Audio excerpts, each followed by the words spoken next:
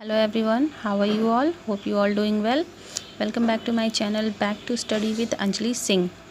So हमारा जो आज का टॉपिक है वो है living and non living beings और लाइफ प्रोसेसेस, या जिसे हम हिंदी में जैव प्रक्रम भी कहते हैं.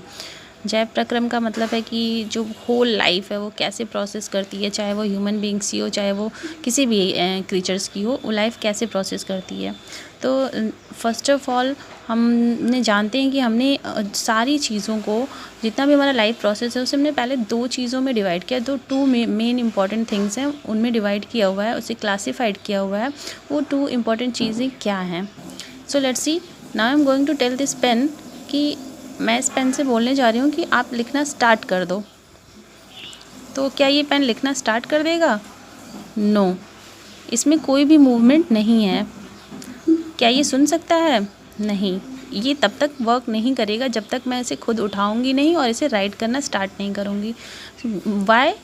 वाई ये किसी भी तरीके का रिस्पॉन्स शो क्यों नहीं कर रहा है? Because this is a non living beings. इसमें कोई लाइफ नहीं है. इस पेन के अंदर कोई लाइफ नहीं है. ये अपने से कोई भी काम नहीं कर सकता है जब तक कि इस पर कोई जो है एक्सटर्नल फोर्स अप्लाई ना किया जाए. So because this is a non living beings. तो यही डिफरेंस होता है एक लिविंग बींग और नॉन लिविंग बींग्स में. लिविंग बींग्स जो होते हैं दे कैन रेस्पायर, वो सांस ले सकते हैं. दे इनटेक फूड, वो भोजन ग्रहण करते हैं. दे ग्रोथ, दे शोज़ ग्रोथ, वो वृद्धि शो करते हैं. उनमें लगातार जो है वो वृद्धि होती रहती है, उनमें विकास होता रहता है. तो ये जो बेसिक डिफरेंस होते हैं वो हमारे living beings and non living beings में होते हैं. फॉर लिविंग बींग्स में हम ऑल क्रीचर्स, बर्ड्स, एनिमल्स, यहाँ तक कि जो पेड़ पौधे हैं वो भी लिविंग बींग्स की कैटेगरी में आते हैं. कुछ बैक्टीरिया जो होते हैं और जो जिन्हें हम अपनी आँखों से नहीं देख सकते हैं या फिर उन्हें भी हम लिविंग बींग्स में रखते हैं. बट वायरसेस जो होते हैं उन्हें हम, वो लिविंग बींग और नॉन लिविंग दोनों के बीच की कड़ी अभी तक हम मानते हैं. अभी तक इसमें डिबेट चली रही है कि वो वायरस जो है वो लिविंग बींग है या नॉन लिविंग बींग, क्योंकि जब तक वो किसी लिविंग सेल को इन्फेक्ट नहीं करता है तब तक वो ऐसे ही इनएक्टिव स्टेज में पड़ा रहता है. जब वो किसी लिविंग सेल्स के टच में आता है, उसे ये प्रॉपर एनवायरनमेंट मिलता है, तब वो ग्रोथ करने लगता है, रिप्रोड्यूस करने लगता है और अपने आप को में वृद्धि करने लगता है. सो ये हो गया हमारा basic knowledge about living and non living beings. Next, जो लिविंग बींग्स होते हैं उनको हम यूनिसेलुलर और मल्टी सेलुलर इस तरीके से करके हमने कई पार्ट्स में डिवाइड किया हुआ है. तो जो हमारे लिविंग बींग्स होते हैं उनकी लाइफ को प्रोसेस करने के लिए कौन कौन से मेन जो फंक्शन है वो होते हैं, उन्हें हम देखते हैं कि कौन कौन सी जो जीवन की प्रक्रियाएं हैं वो ज़रूरी होती हैं जीवधारियों में, चाहे वो एक कोश की अमीबा हो या मनुष्य अथवा विशालकाय वृक्ष. उनमें कुछ विशेष प्रकार की प्रक्रियाएं पाई जाती हैं जिनके आधार पर हम उन्हें पदार्थों से अलग पहचान सकते हैं. फॉर एग्ज़ाम्पल, जो फर्स्ट है वो है न्यूट्रिशन. न्यूट्रिशन क्या होता है? न्यूट्रिशन यानी कि किसी भी जीव का जो भोजन प्राप्त करने की जो प्रक्रिया होती है, जो भोजन प्राप्त करने की का तरीका होता है, उसे ही हम न्यूट्रिशन कहते हैं. नेक्स्ट है हमारा श्वसन. श्वसन आप सभी को पता है, जिसे हम रेस्पिरेशन भी कहते हैं, यानी कि ऑक्सीजन को लेना और कार्बन डाइऑक्साइड को एक्सेल करना, यानी कि इनहेल करना ऑक्सीजन और एक्सेल करना कार्बन डाइऑक्साइड. दिस प्रोसेस, और इसमें कुछ एनर्जी भी रिलीज़ होती है, तो इस प्रोसेस को हम कहते हैं श्वसन या रेस्पिरेशन.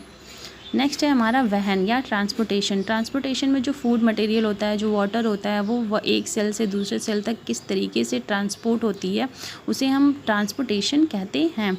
नेक्स्ट है हमारा उत्सर्जन, या जिसे हम एक्सक्रीशन भी कहते हैं, यानी कि after nutrition, after digestion, after respiration जो हमारा वेस्ट मटेरियल है जिसे बॉडी से बाहर निकालना इम्पॉर्टेंट होता है, उसे हम एक्सक्रीशन कहते हैं. Next is reproduction. Reproduction is the process by which any animal, creature और plant reproduce their own kind. वो अपनी ही तरीके के एक नए जीवों को उत्पन्न करने की जो प्रोसेस होती है उसे हम जनन या रिप्रोडक्शन कहते हैं. जिसकी वजह से लाइफ या कॉन्टिन्यूटी जो अर्थ पे है वो बनी हुई रहती है। नेक्स्ट इज़ प्रतिक्रिया या रिएक्शन या संवेदनशील होना यार किसी भी एक्शन का रिएक्शन यानी जो संवेदनशील है वो हर चीज़ के प्रति एक प्रतिक्रिया शो करता है। जैसे कि अगर आपको कोई आप एक दूसरी डायरेक्शन में देख रहे हैं और कोई आपको पीछे से आके टच करता है तो आप सडनली उससे टर्न करके देखेंगे कि वो कौन है, तो ये आप एक रिएक्शन दे रहे हैं क्योंकि आप संवेदनशील हैं। सो ये सारे जो हमारे टॉपिक्स हैं वो एक लाइफ को प्रोसेस करने के लिए जैव प्रक्रम के लिए इम्पॉर्टेंट टॉपिक हैं जो सभी क्रीचर्स में होते हैं बट अलग अलग तरीके से होते हैं। इसके अलावा इस अध्ययन यानी कि इन सारी चीज़ों का जिस ब्रांच साइंस की जिस ब्रांच के अंतर्गत अध्ययन किया जाता है या स्टडी किया जाता है उसे हम फिजियोलॉजी कहते हैं या शरीर क्रिया विज्ञान कहते हैं। इसके अलावा जो हमारा सेल होता है या हमारी बॉडी होती है या क्रीचर्स की जो बॉडी होती है उनमें मेंटेनेंस एक बहुत इंपॉर्टेंट टॉपिक होता है। मेंटेनेंस या रिपेयरिंग यानी जो हमारा सेल है वो अगर वो कहीं भी कोई डैमेज हुआ है तो उसमें रिपेयर जो है वो होता रहता है, कंटिन्यू रिपेयर जो है वो होता रहता है। तो ये मेंटेनेंस भी लाइफ प्रोसेस की एक इम्पॉर्टेंट प्रक्रिया होती है। ओके, तो जो नेक्स्ट टॉपिक है वो है बायोकेमिकल रिएक्शन। अब बायोकेमिकल रिएक्शन ये जो है वो मेंटेनेंस के अंतर्गत ही आता है। हम जानते हैं कि पृथ्वी पर जीवन जो है वो कार्बन आधारित अणुओं पर निर्भर है, यानी कि अधिकांश जो खाद्य पदार्थ या भोजन जो होता है, जो फूड हम लेते हैं वो कार्बनिक यौगिक होते हैं या ऑर्गेनिक कंपाउंड्स होते हैं। इन कार्बन स्रोतों की जटिलता के अनुसार यानी वो जितने कंपाउंड जो होते हैं वो जितने कॉम्प्लेक्सिटी की अकॉर्डिंग उनके कॉम्प्लेक्सिटी के अकॉर्डिंग विभिन्न जीव जो होते हैं वो अलग अलग प्रकार का न्यूट्रिशन शो करते हैं। तो कार्बन के इन विभिन्न स्रोतों को शरीर के अंदर विघटन या पुनर्निर्माण की जो आवश्यकता होती है जिससे कि ये अंततः ऊर्जा के एक समान स्रोतों में परिवर्तित हो सके। तो इन जटिल अणुओं को सरल अणुओं में विघटित करके उनसे ऊर्जा प्राप्त की जाने की जो प्रोसेस होती है उसे हम बायोकेमिकल रिएक्शंस कहते हैं। यानी कि हम कॉम्प्लेक्स कंपाउंड फूड जो है हमारा वो कॉम्प्लेक्स कंपाउंड से ब्रेक होकर के एक सिंपल कंपाउंड में चेंज हो जाता है। इसे हम बायोकेमिकल रिएक्शन कहते हैं। इसके अंतर्गत दो प्रकार की प्रक्रियाएं होती हैं। जो हमारा फर्स्ट है वो है अपचयी जिसे हम कैटाबॉलिक रिएक्शन, और दूसरा है एनाबॉलिक रिएक्शन या उपचयी अभिक्रिया। अपचयी अभिक्रिया और उपचयी अभिक्रिया से हम दो प्रोसीजर में दो पार्ट्स में डिवाइड करते हैं।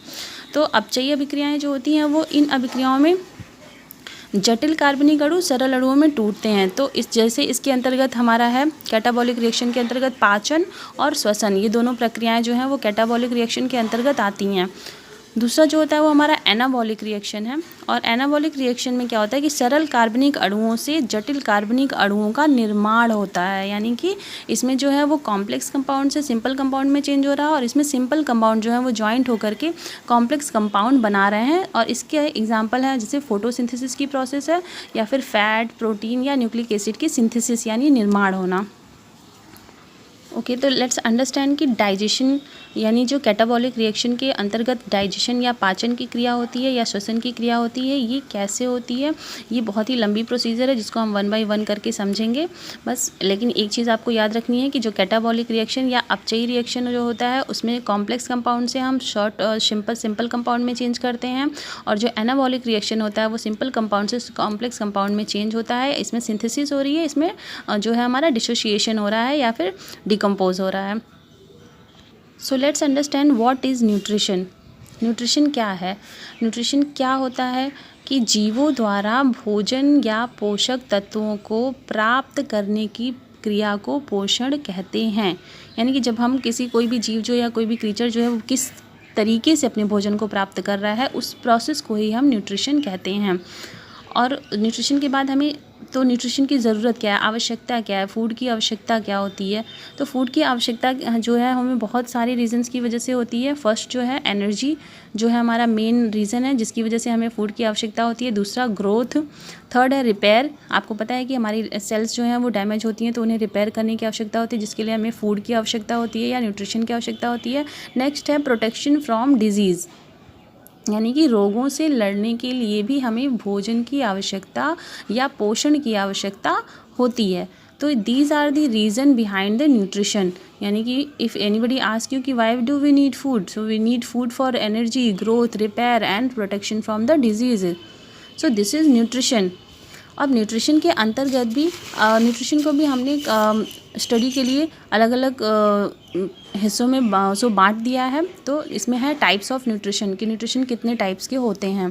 फर्स्ट जो हमारा होता है वो होता है स्वपोषण, या इसे हम ऑटोट्रॉफिक न्यूट्रिशन भी कहते हैं। ऑटोट्रॉफिक स्वपोषण नाम से ही पता चल रहा है कि स्व यानी जो अपने आप भोजन बना ले, यानी जिसको किसी और की ज़रूरत नहीं है अपने भोजन के लिए, किसी और पे वो डिपेंडेंट नहीं है, उसे हम ऑटोट्रॉफिक न्यूट्रिशन कहते हैं। फॉर एग्ज़ाम्पल बैक्टीरिया, यानी कुछ बैक्टीरिया ऐसे होते हैं जो अपना भोजन स्वयं बनाते हैं, और प्लांट्स फोटोसिंथेसिस की प्रोसेस के थ्रू अपना भोजन स्वयं बनाते हैं। उन्हें सिर्फ प्रकाश की आवश्यकता होती है, जल की आवश्यकता होती है, मिट्टी की आवश्यकता होती है और क्लोरोफिल की आवश्यकता होती है। इन सारी कंपाउंड्स को मिला करके वो अपना भोजन स्वयं बनाते हैं। तो आपको पता है कि फोटोसिंथेसिस की जो रिएक्शन होती है वो कार्बन डाइऑक्साइड प्लस जल, प्रकाश संश्लेषण, प्रकाश की उपस्थिति तथा क्लोरोफिल की उपस्थिति में ग्लूकोज फॉर्म करते हैं और ऑक्सीजन का निर्माण करते हैं। यानी कि भोजन बनाते हैं, वो अपना भोजन भी बना रहे हैं और हमारे लिए ऑक्सीजन का भी प्रोडक्शन कर रहे हैं। तो ये पौधे और कुछ बैक्टीरिया जो हैं वो ऑटोट्रॉफिक न्यूट्रिशन में आते हैं। तो टाइप्स ऑफ न्यूट्रिशन में पहला हमारा हो गया स्वपोषण, दूसरा है हमारा विषम पोषण।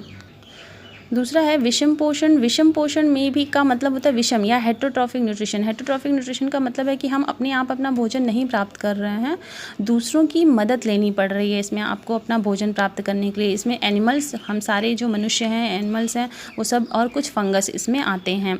तो जो हमारा हेटरोट्रॉफिक न्यूट्रिशन है उसको भी हमने आगे फर्दर डिवाइड कर दिया है। फर्स्ट है हमारा उसमें हर्बीवोर्स, सेकेंड है carnivorous, third is scavengers and saprozoic, और लास्ट है हमारा पैरासिटिक। यानी कि इतने टाइप्स ऑफ विषम पोषी पाए जाते हैं। तो हर्बीवोर्स के अंतर्गत जैसे कि शाकाहारी जंतु जो होते हैं, जैसे गाय, हाथी, हिरण, खरगोश, हम जानते हैं कि शाकाहारी जंतु जो हैं वो पौधों से अपना भोजन प्राप्त करते हैं, डायरेक्टली प्लांट को खाकर वो अपना न्यूट्रिशन कंप्लीट करते हैं। दूसरे जो हैं वो कार्निवोर्स के अंतर्गत वे जीव आते हैं जो मांस का भक्षण करते हैं या जो सिर्फ मीट खाते हैं, उन्हें हम कार्निवोर्स, जैसे फॉर एग्जांपल शेर है, बाघ है, तो इनको हम कार्निवोर्स के अंतर्गत रखते हैं। थर्ड इज स्क्वेंजर्स और सैप्रोजोइक, या जिसे हम अपमार्जक या मृतपोषी भी कहते हैं, जो कि मृत जीवों से अपना भोजन ग्रहण करते हैं। For example mushroom and east, जो मरे हुए जीवों से अपना भोजन प्राप्त करते हैं और उन्हें अपघटित करने का कार्य करते हैं, उन्हें हम स्क्वेंजर्स या सैप्रोजोइक कहते हैं। लास्ट है हमारा पैरासिटिक जो होते हैं वो दूसरे जीवों के ऊपर रह करके अपना भोजन ग्रहण करते हैं। जैसे जूं इंसान के बालों में पाया जाता है, जो वो हमारे पे डिपेंड करता है, यानी उस इंसानों पर ही वो अपने भोजन के लिए निर्भर है, तो उसे हम पैरासिटिक या परजीवी कहते हैं, या खटमल हो गया या फीताग्रिमी हो गया। तो ये सारे जो हैं वो पैरासिटिक एनिमल्स होते हैं। तो इतने फोर टाइप्स ऑफ हमारे विषम पोषी पाए जाते हैं। यानी कि विषम पोषण न्यूट्रिशन जो है हमारा वो एक ऑटोट्रॉफिक न्यूट्रिशन है, दूसरा हेटरोट्रॉफिक न्यूट्रिशन है। तो होप आपको न्यूट्रिशन जो है टॉपिक वो समझ में आ गया होगा। इस वीडियो के लिए बस इतना ही। नेक्स्ट वीडियो में हम रेस्पिरेशन को समझेंगे, and this video useful for class 10th student also and for all TET aspirants के लिए। पेपर 2 के जो साइंस का है उसके लिए आपको हेल्पफुल हो सकता है। यूपी टेट में या सी टेट में पेपर 1 एनवायरमेंटल स्टडीज़ में भी इससे आपको हेल्प मिल सकती है। So if you like this video please do not forget like, share and subscribe. This is your Anjali Singh. Have a nice day. Thank you. जय हिंद।